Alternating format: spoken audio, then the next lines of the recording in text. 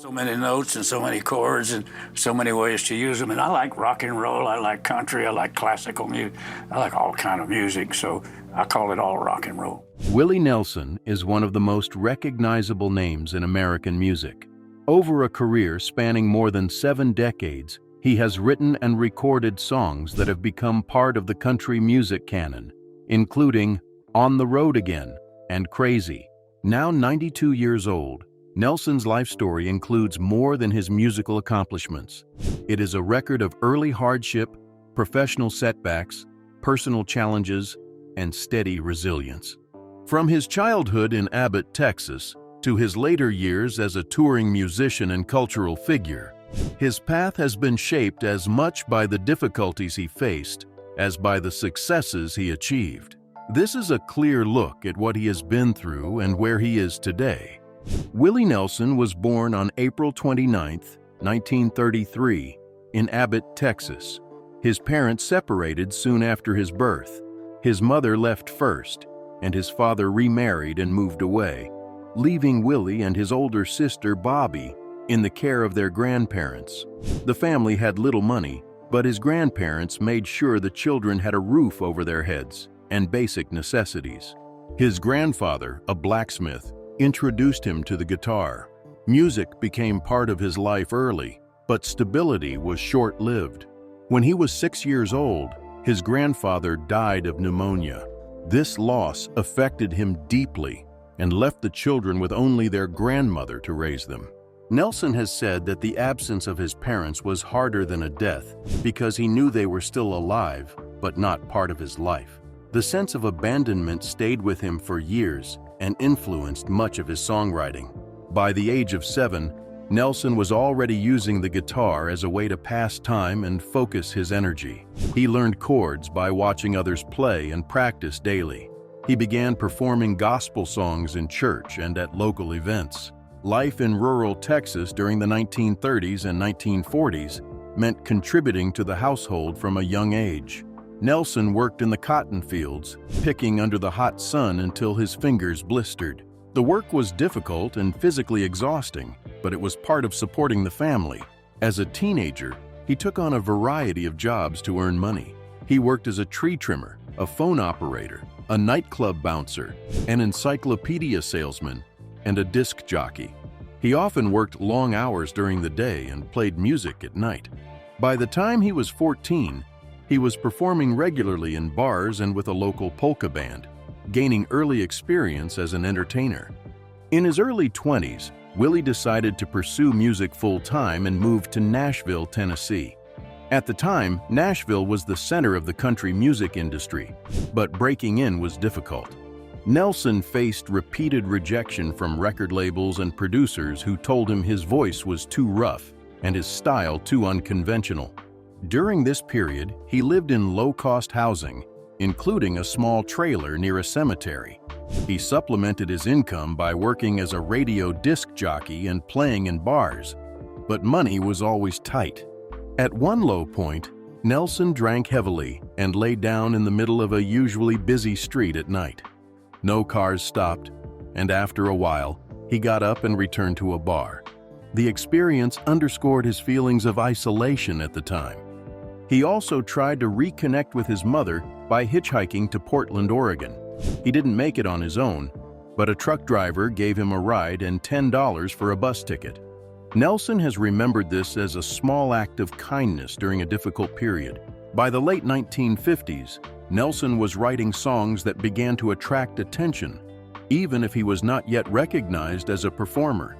In 1959, he sold the rights to a gospel ballad called Family Bible for $100. The song became a hit for singer Claude Gray, but Nelson's name was not credited on the recording. Over the next few years, Nelson wrote several songs that became well known through other artists. Patsy Cline recorded Crazy, which became one of the most played jukebox songs of all time. Billy Walker recorded Funny How Time Slips Away, and Roy Orbison recorded Pretty Paper. These songs were praised for their strong melodies and emotional depth, but most listeners did not know Nelson had written them. Despite his success as a songwriter, Nelson struggled to get recording contracts that allowed him to release his own work. Industry executives often told him that his voice and appearance did not fit the commercial image they wanted for country music at the time. In the early 1970s, Willie's professional life both faced major setbacks. Nelson's ranch in Ridgetop, Tennessee, caught fire and burned down. The property loss added to the financial and emotional strain he was already experiencing. Professionally, his relationship with RCA Records came to an end, and he left Nashville after years of struggling to fit into its commercial mold. By his late 30s, Nelson had lost his home and his recording contract. He considered leaving the music business, but ultimately decided to return to Texas and continue performing on his own terms. When he returned to Texas in the early 1970s, he found a different kind of music scene in Austin. The city's venues brought together audiences that included both traditional country fans and the counterculture crowd. There was less emphasis on image and more on authenticity. In 1973, Nelson released Shotgun Willie, an album that marked a shift toward a more personal and less commercially polished style. The record did not have major radio hits, but it established him as a central figure in the emerging outlaw country movement. He followed with Phases and Stages in 1974, a concept album about a breakup. In 1975, he released Red-Headed Stranger, a sparse, narrative-driven album that his record label initially thought was too unconventional. The record became a commercial and critical success, going multi-platinum. That same year, Nelson collaborated with Waylon Jennings, Jesse Coulter, and Tom Paul Glazer on Wanted, The Outlaws, which became the first country album to sell over 1 million copies. Nelson's image, long hair, simple clothes, and a focus on songwriting over showmanship, helped redefine the boundaries of country music during this period. By the early to mid-1980s, Willie was at the peak of his commercial success. His 1978 album Stardust, a collection of pop standards, had surprised the industry by staying on the country charts for over a decade and selling millions of copies. The record's success showed Nelson's ability to cross musical boundaries without losing his core audience. During this period, he scored multiple hit duets. Poncho and Lefty, recorded with Merle Haggard in 1983, reached #1 on the country charts. His partnership with Waylon Jennings continued to produce popular songs, and he also worked with artists like Julio Iglesias, with whom he recorded To All the Girls I've Loved Before in 1984. The song became an international hit, reaching the pop charts in the United States and several other countries. Nelson also expanded into acting, appearing in films such as Honeysuckle Rose, which closely mirrored aspects of his own life as a touring musician. His film and television roles added to his public visibility and helped introduce him to audiences who might not have been familiar with his music.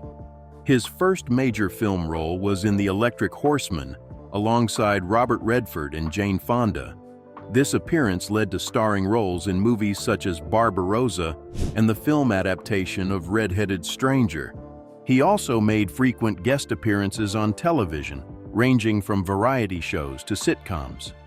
His on-screen presence reflected the same relaxed, approachable style that characterized his music.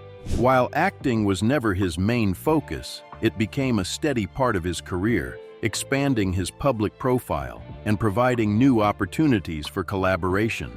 Nelson often chose roles that aligned with his musical persona, portraying musicians, outlaws, and rural characters.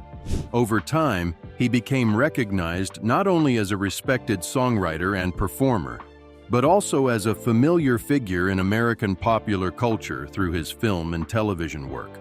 In 1985, Nelson joined fellow musicians John Mellencamp and Neil Young to organize the first Farm Aid concert. The event was created to raise awareness and provide support for struggling family farmers in the United States, many of whom were facing foreclosure during a severe agricultural crisis. The inaugural concert drew a large audience and featured performances by some of the biggest names in music. Farm Aid became an annual event, with Nelson remaining an active organizer and performer. The concerts raised millions of dollars over the years and funded programs aimed at keeping family farms in operation. Nelson's role in Farm Aid became one of the defining aspects of his public life beyond music, reflecting his commitment to causes he believed in. His activism extended beyond agriculture. Nelson was an outspoken supporter of marijuana legalization, openly discussing his own use and advocating for policy changes. He also supported environmental initiatives, animal welfare, and disaster relief efforts. These activities reinforced his image as someone who used his platform for causes he valued, regardless of political or industry pressures. In the early 1990s, Willie faced a major financial challenge when the Internal Revenue Service claimed he owed $16.7 million in unpaid taxes. The debt was the result of years of poor financial management and bad advice from accountants and business associates. Federal agents seized most of his property, including recording equipment and other personal items. Even his guitar, Trigger, was at risk, but a friend managed to keep it safe until Nelson could reclaim it. Rather than declare bankruptcy, Nelson decided to address the debt directly. In 1992, he recorded the IRS tapes, Who'll Buy My Memories, a stripped-down album of songs sold directly to fans through television advertisements. The proceeds went toward paying off the debt. Support from his fan base was strong, and combined with other arrangements, it allowed him to pay back much of what he owed.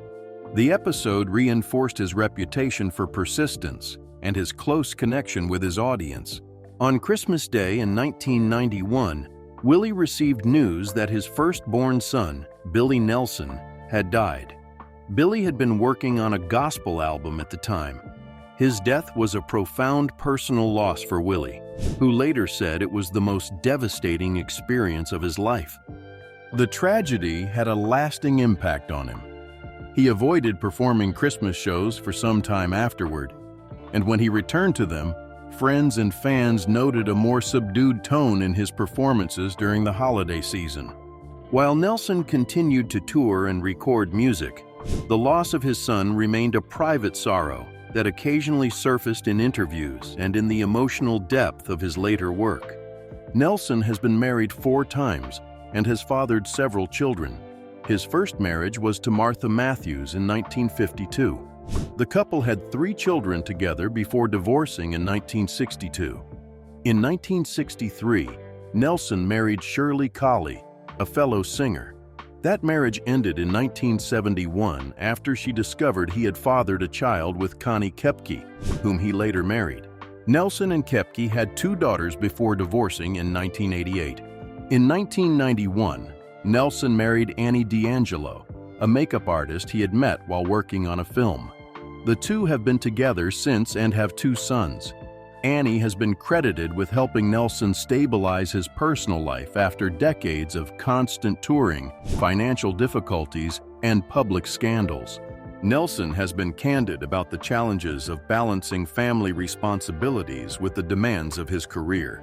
He has acknowledged past mistakes, including infidelity and long absences from home, but maintains close relationships with most of his children. Family members, especially his sister Bobby Nelson, who often performed with him until her passing in 2022, have been a central part of his personal and professional life. From the 1990s onward, Nelson continued to release new music and expand his collaborations. He worked with artists from a wide range of genres, including Ray Charles, Norah Jones, Sheryl Crow, and Snoop Dogg. His willingness to cross musical boundaries brought his work to new audiences while keeping his core country fan base engaged. In addition to his traditional country releases, Nelson recorded tribute albums and explored different musical styles. He revisited standards in albums like American Classic and experimented with reggae on Countrymen. He also released thematic projects, including God's Problem Child, which reflected on aging and mortality.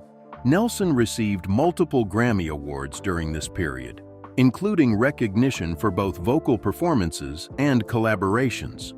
Even as touring schedules slowed, his recording output remained steady, with new albums released almost every year. As Nelson entered his later years, he continued to perform and record at a pace that was unusual for someone his age. Even into his late 80s and early 90s, he kept a regular tour schedule, although with fewer dates and more breaks than in earlier decades. Health issues occasionally interrupted his work. He has dealt with breathing problems, arthritis, and recurring bouts of pneumonia. In 2019, he canceled part of his tour due to breathing difficulties, but returned to the stage later that year. Nelson has credited his long-standing use of marijuana with helping manage pain and reducing reliance on prescription medications. Despite physical challenges, Nelson has remained a consistent presence in the music industry. He continued to perform at events like Farm Aid and the annual 4th of July picnic concert in Texas.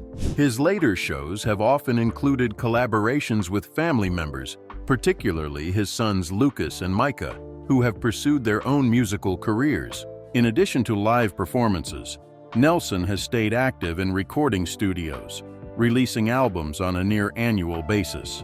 His voice has aged, but his phrasing and style remain distinctive, contributing to the enduring appeal of his work. At 92, Willie remains an active figure in music and public life, though at a slower pace than in previous decades. He continues to perform select concerts, record new material, and participate in projects that align with his values. His recent work often reflects themes of looking back, appreciating life's simple moments, and maintaining optimism despite challenges. Nelson's career is marked by resilience. From his early struggles in Nashville to the financial crisis with the IRS, personal losses, and ongoing health issues, he has consistently found ways to continue working and connecting with audiences. His music catalog spans hundreds of songs, including some of the most recognizable titles in American country music. Beyond music, his legacy includes decades of advocacy for family farmers through Farm Aid, support for marijuana legalization, and public stances on environmental and social issues. He is also recognized for helping to shape the outlaw country movement, which broadened the boundaries of the genre and influenced generations of musicians. Willie Nelson's life story reflects both the rewards and the costs of a long career in music. His ability to adapt, remain authentic, and keep performing into his 90s ensures that his influence will continue well beyond his lifetime.